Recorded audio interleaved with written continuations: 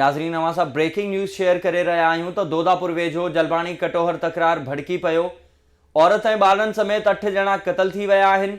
पुन्नू भट्टी वारे इलाइक़े में जलबाणी कटोहर तकरार सां हथियारबंदनि जो ॻोठ ते हमिलो। फायरिंग के नतीजे में औरत समेत 8 ॼणा क़तल थी विया आहिनि। अवां खे हिकु भेरो ॿीहर ॿुधाईंदा हलूं तो दोदापुर वेझो जलबाणी कटोहर तकरार भड़की पियो आहे।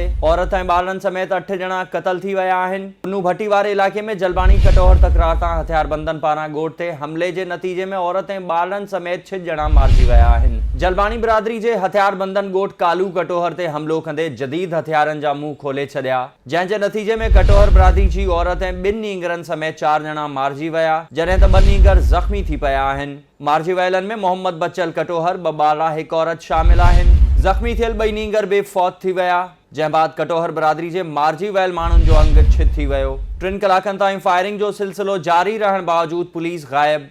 लाश ऐं ज़ख्मी वाक़े वारे हंधि ई पियल आहिनि। होॾां 6 ॼणनि जे क़तल जे प्लान में कटोहर बिरादरी पारां जलबाणी जे ॻोठ ते जवाबी हमलो कयो वियो, जंहिं जे नतीजे में जलबाणी बिरादरी जा 2 ॼणा क़तल थी विया ऐं पुलिस जी नाअहली सबब झेड़े जे नतीजे में 8 क़ीमती इंसानी जानियूं ज़ाया थी वियूं। इलाइक़े में खूनी वेढ़ बावजूद पुलिस जी ख़ामोशी सबब वधीक खूनारेज़ी जो ख़दशो आहे। इन सिलसिले में वधीक तफ़सील हासिल करण लाइ असीं राब्तो कयो आहे पंहिंजे रिपोर्टर बख्शल मुंदरानी सां।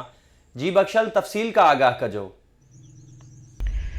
जी आबिद, मां तव्हांखे ॿुधाईंदो हलां। दोदापुर पुन्नू भट्टी वारे इलाइक़े जलबाणी कटोहर तकरार सां हथियारबंद जो ॻोठ ते हमिलो। फायरिंग औरत ऐं ॿारनि समेत 6 ॼणा मारिजी विया। जलबाणी बिरादरी जे हथियारबंद ॻोठ कालू कटोहर ते हमिलो। फायरिंग में कटोहर बिरादरी जे औरत ऐं 2 नींगरनि समेत 4 ॼणा मारिजी विया। मारिजी वियलनि में मोहम्मद बच्चल कटोहर, गुलाम सरवर कटोहर ऐं संदसि ज़ाल ऐं मोरदादी ऐं पुट राजा शाहज़ेब अब्दुल जब्बार कटोहर शामिल आहिनि। लाश वाक़े वारे हंधि पियल आहिनि। ऐं इहो बि मां तव्हांखे ॿुधाईंदो हलां त जलबाणी बिरादरी राति जेका आहे त कटोहर जे कालू कटोहर जे ॻोठ ते हमिलो कयो, जंहिंमें जेका आहे त 6 ॼणा जेका आहे त तॾहिं ते जेका आहे त मारिजी विया आहिनि। उहे लाश हिन वक़्तु बि जेका आहे त जाइ वारदात ते पियल आहिनि।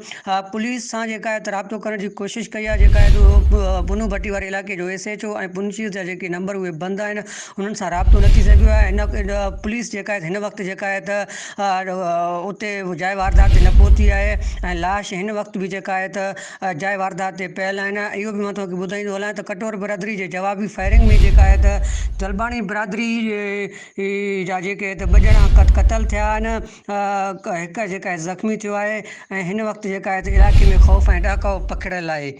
जी आबिद। महिरबानी बख्शल, तफ़सील खां आगाह करण लाइ।